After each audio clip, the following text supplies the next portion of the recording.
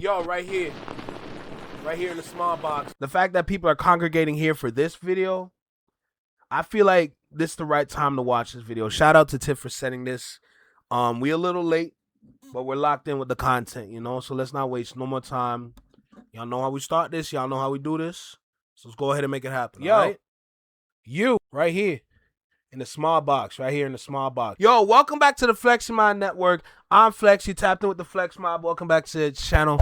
Let's not waste no more time. Like, comment, share, subscribe. You know the vibe. You tapped in with your favorite Canadian reaction channel and network. Hey, real quick, don't forget to hit that hype. Don't forget that real talk said what Drake still doesn't understand. Let's get started. By now, the dust has settled over this new set of Drake releases.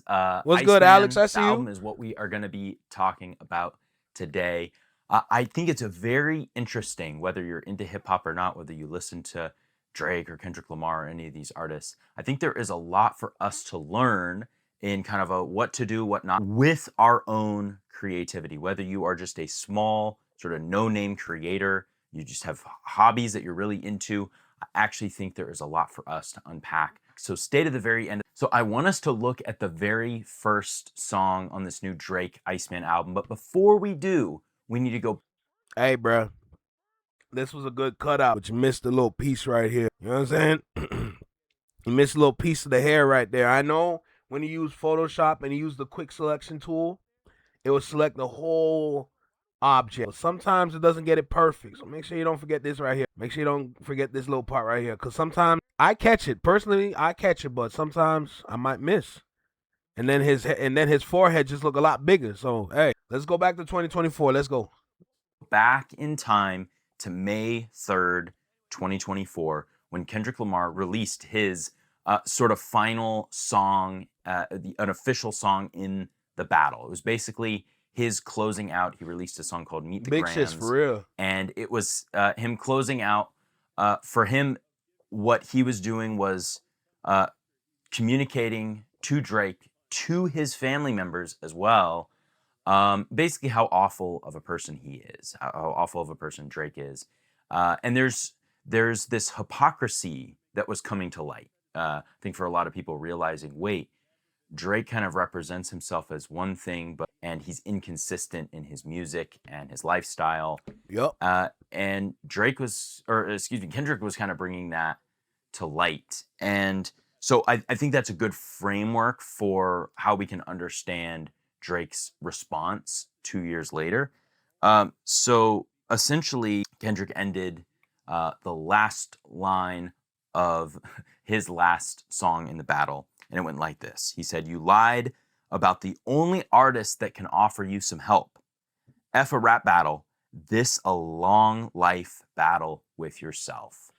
Don't make me say the whole verse, because y'all know I got it down. From you a body shamer, you gonna hide them baby mamas, ain't you? You embarrassed of them. That's not right. That ain't how mama right. Don't let me go through it. I will do it. Essentially boiling it all down to, hey, yeah, you've got problems with this rap battle that we're in right now, but you have a lifelong battle with yourself. And because you're not dealing with those things that are, kind of at a soul level, you're not dealing with the internal parts, you're gonna have to deal with those for the rest of your life. The juxtaposition here for Kendrick Lamar is that he has done the work. And we're going to get into that line later, this idea of like digging deeper. Kendrick has done the work. You go back and listen to other projects that he's done, is recognizing his failures. He's recognizing his past and how he has failed and owning up to those things and then moving forward. Drake is kind of unable to do that in a lot of ways. So it's essentially a direct response from Drake for having been called out for his immaturity. The intro to the Iceman album is kind of the only song that directly goes at this idea, whereas the other songs of the album just kind of move. In a lot of ways, they're moving on to just the stuff that Drake talks about in his albums. So in a way, it kind of contradicts The first song contradicts the rest of the album, which is very interesting. Okay, so we're gonna look at this song called "Make Them Cry." 3 different sections of lyrics. He's talking about, in this line, he's talking about his co-collaborator, the guy who he co-started his label with, 40, talking about what 40's saying to him. So basically, this is the line that Drake says. Basically, he's saying, I got growing up to do. I gotta dig deep. I really hate those 2 words. They never bring peace. As Drake is kind of unpacking, hey, I have been going through it. I do have some problems. And my closest friend is telling me I gotta dig. And even those words do not bring peace, right? This idea that it kind of reflects what Kendrick Lamar brought up in the battle, which was, hey, like, you've got some work to do on yourself. And Judge Drake is recognizing that, but seemingly it's not working out for him. Okay, so let's go on. Later in the song, Drake says, what died back in 2024 was a big piece. So it's like, this shit is me, but it isn't. Y'all keep on asking me what it did to me. That's what it did. When I dig deep, they say dig deeper. Tell us how it felt to meet the ground. I'm completely on board with Tristan right now, but through my eyes, the whole dig deeper part, I'm literally looking at it at face value. What Tristan's doing is absolutely important because that's going to open up a different level to the but the way my brain is set up is that I don't need that, because dig deep and to dig deeper at face value, bro, is we already know what you can. We need to see what you need to. And maybe he tried to do, and someone said it's not enough. You got to do better. And maybe that frustrated him to a point where it's like, I don't even want to do this. This is not even me. Let me do what I always do. And then we get Iceman. Bro, this is, the thing is like, you can only play for so long.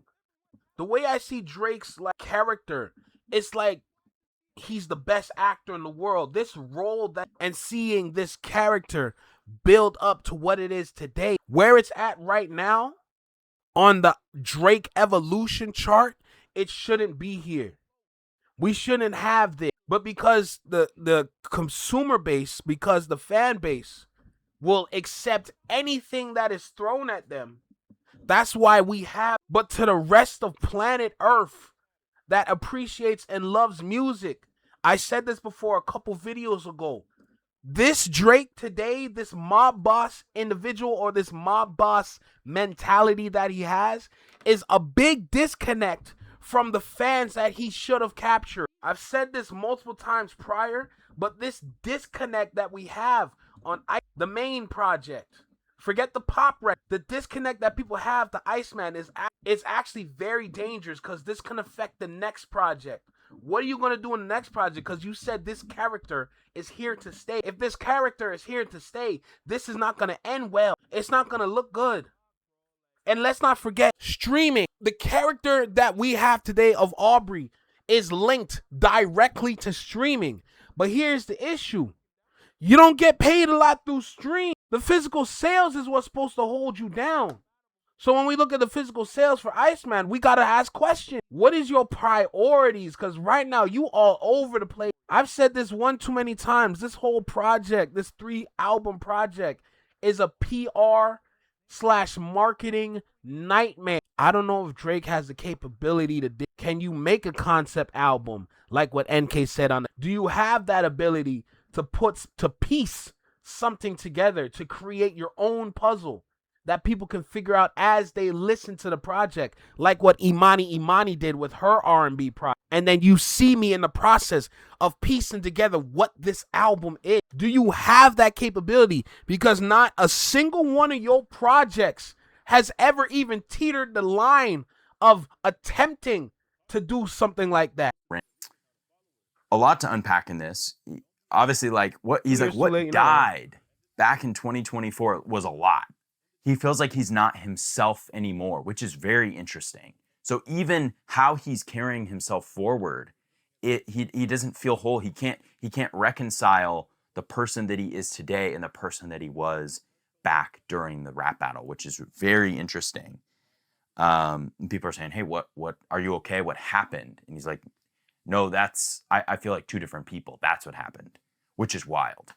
This is great. So then he sang, so when I dig deep, this is later in the song, right? He had already said, hey, 40's telling me to dig deep. So when I dig deep, they say dig deeper. And then tell us how it felt to meet the Grim Reaper. And in that, he's referencing Kendrick. Kendrick is the Grim Reaper, the boogeyman, the one who put his old self to death, apparently, because he's got this. What's good, Queen B? How you feeling? Good to see you again. This version of who he is today, the version that he was back then, and he can't. Those like are split pieces of him, and that no matter what he says, dig deep. People say dig deeper. Either he's recognizing the work that he is doing, if he's doing any work on himself, is not enough to be recognized by other people, or it's not satisfying the people that are around him, or he has people that are pushing him and he's not, however you want to look at that, there is a part of him that is unwilling. Became a member already? Either way, I appreciate you, Alex. Thank you. Willing to accept the broken parts of himself. There's aspects that he's just unwilling to go. He's unwilling to go there. Dig deep. I'm not gonna dig even deeper. I'm not gonna go further. And so it's just interesting. I think for all people, we always have work to do, and our willingness to do that work for ourselves, especially as creatives, is 6 months, Alex. Damn, yo, Alex, bro, what the hell? That's fire, bro. Huge. So, let's keep going. There's a line later where I'll read it. So people want to talk about a battle. I'm battling patience. Yo, J Tom, is that you? Yo, J Tom, yo, hold up 3 fingers so we know it's you, gang. Is that you for real, or is that somebody else? Like, yo, I need to know still. Cause I heard you got hacked. You know what I'm saying? Like, I want to make sure that's you and not like some other dude. You know, like, are you the same J Tom that's like in around the Texas or Houston area, or is this like a nigga in Nigeria, or like a nigga in like India? Like, I just gotta confirm. Like, anybody can say, "Yup, it's me, bro." Like, I need confirmation. Like, I feel like we need to have a security code for J Tom so we know it's him. You know what I'm saying? What's your okay? How about that? What's your channel slogan? Huh? What's your channel slogan, bro? I just gotta make sure it's you. You know? Go ahead and just use security code real quick. Yeah, there you go, Josh. What's your catchphrase? Yeah, J Tom back, nigga. J Tom back, bro. Hey, he gave us a security code. Y'all told sabes, nigga. Like, that is hilarious. That's him. J Tom back, bro. Yo, bro, what happened, bro? What happened, man? You all right? You good? Everything's great? Did you click a link you should have clicked on? Like, what's going on? God damn. You got your shit back, though. I'll tell you that. You get your Instagram back? Because they got your Instagram, too.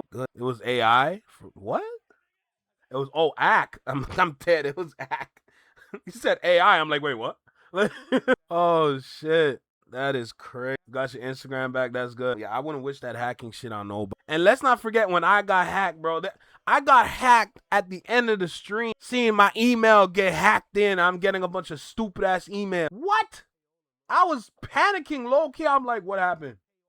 God, I wouldn't wish that on nobody. But anyway, let's keep going with this video. Where, I'll read it. So people want to talk about a battle. I'm battling patience. I battle frustration. I'm about to turn 40, dog. I'm battling aging. I'm battling the fact that the album ain't even dropped and already they asses complaining. Screw it.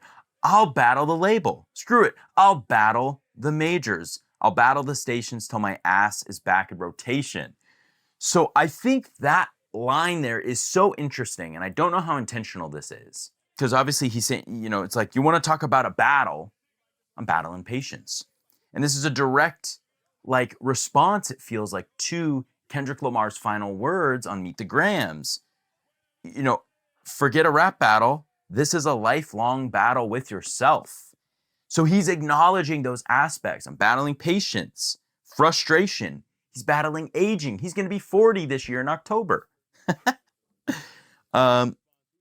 He's battling all of these people who haven't even heard the album yet, and they're complaining. He hasn't even dropped it.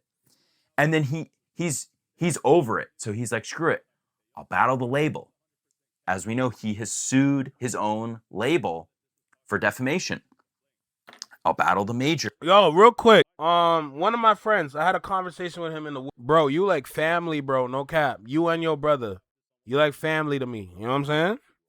But bro, what you said to me in the car that day, I ain't gonna lie to you. We're gonna have to sit and talk about your future because you trying to sit there and tell me Drake did the grown man thing.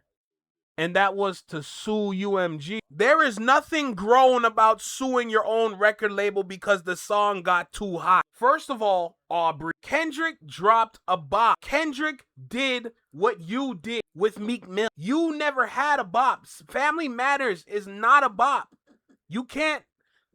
Listen, all you had to do was drop a bop after the bop. That's all you had to do. Oh my God. Like, how you gonna get through the whole rap battle with no bop? The rules change. And you know there's the rules that change. Or the... I'll battle the stations until I'm back in rotation on the radio. His radio play has fallen tremendously.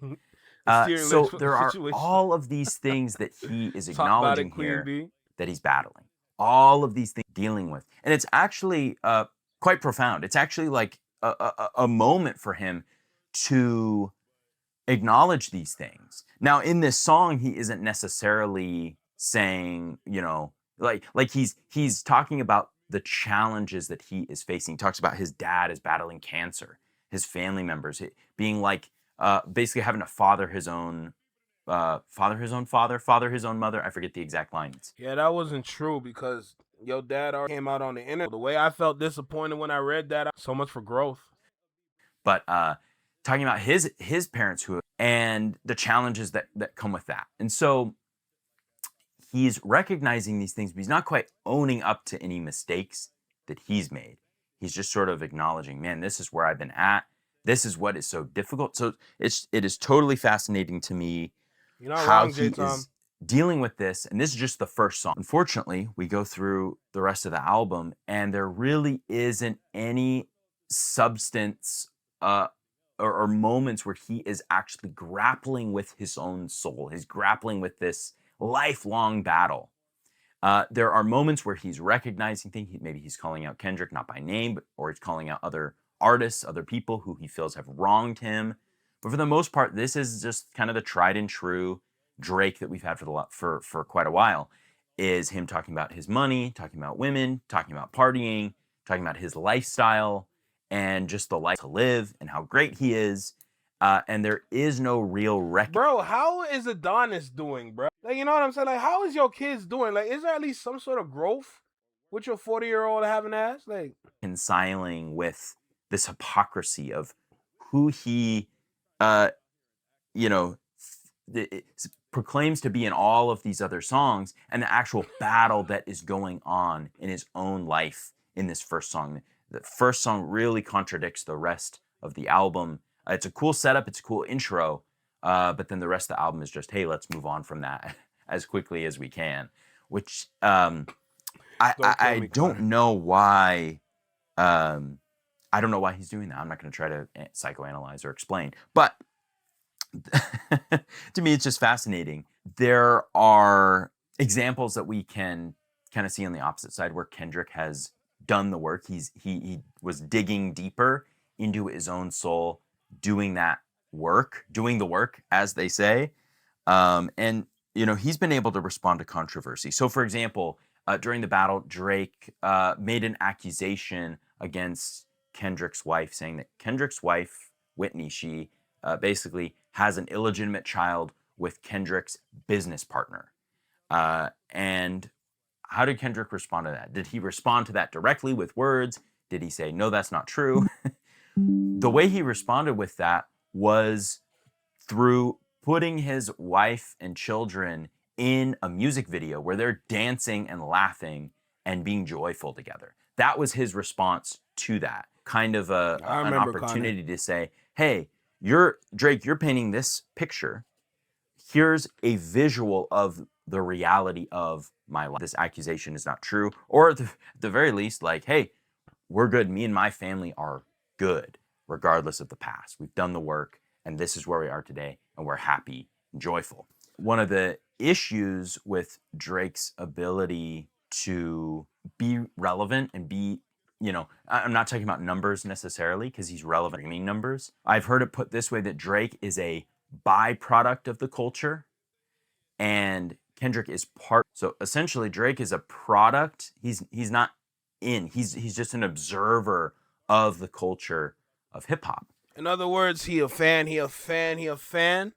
Let's break it out even better. Because y'all know me, I love my marketing shit, right? That's what I graduated for.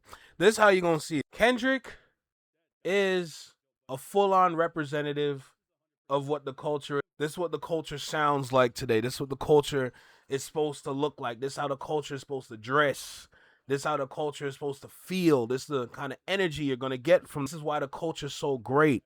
Drake is a byproduct of monoculture. When you simplify the culture and you blend it with other cultures to create one melting pot of unfinished culture, that's what Drake represents. Y'all know me. I talk about monoculture around here a couple times, but I'm not a huge fan of monoculture because the simplification of culture is the reason why monoculture brings in all these different people. But that's cool. The issue is that now it's kind of bland because you got to make sure that everybody else is represented within this monoculture so we can keep. But then it starts to get boring. The only reason why monoculture's been working so long is because the music was emulating partying, was emulating getting lit, was emulating popping perkies to get like some sort of high. That's why monoculture's been good, but now that it's been stripped down to look like what it is today, it's not good no more. A lot of people are going back to the culture. They're putting back up the borders to their own cultures.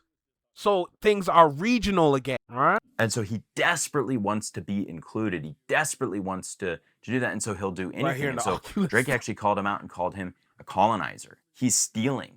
And this idea of a colonizer, right? So taking something that isn't yours, claiming, is so fascinating because the very album cover of Iceman is the Michael Jackson.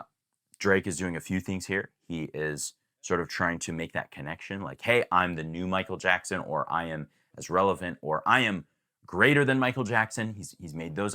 I seen some dummy on the internet try to say, oh, Drake is the reason why the Michael Jackson movie made $900 million. I don't condone violence. We needed some violence in that moment. I'm not going to lie to you. I don't condone it, but we needed something to happen in that moment. I ain't going to lie to you, bro. I'm just saying. Claims as well, as far as numbers and all of those things. But it is so tone deaf. There's so much hypocrisy here to have your album cover be a symbol of colonization, to be a symbol of taking something that isn't yours. And obviously he didn't steal it. He didn't like literally steal it. He bought it.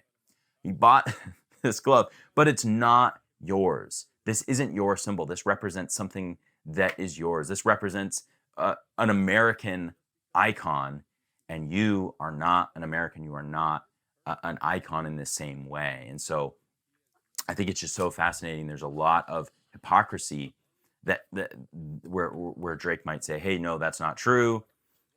But then he's proving in his own songs, in his own album artwork, the way that he is representing himself. There is just so much hypocrisy.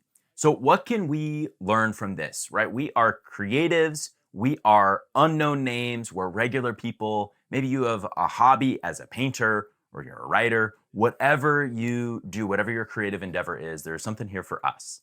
So I think the biggest takeaway is acknowledging where in our own life have we not confronted ourselves? How are we not able to show up and be honest? I think our ability to be honest is going to make us better artists, for one, and it's going to allow us to show up in front of our audience and be authentic. So let's say you put a piece of art out into the world. You create something and it's out in the world. Maybe it people see it, people recognize it, all that. There is an opportunity when people have an opinion that is negative. Maybe we're actually being attacked in some way. When you are not able to be honest with yourself, maybe you're not connected with your own self, And then your art, therefore, is coming from a place of, it's lacking authenticity. I think people are able to lob attacks at that that can actually stick and like staying power. They might sense, and your audience might sense that there is a disconnect between you and your art, or there's some lacking of truth. There's some hypocrisy there.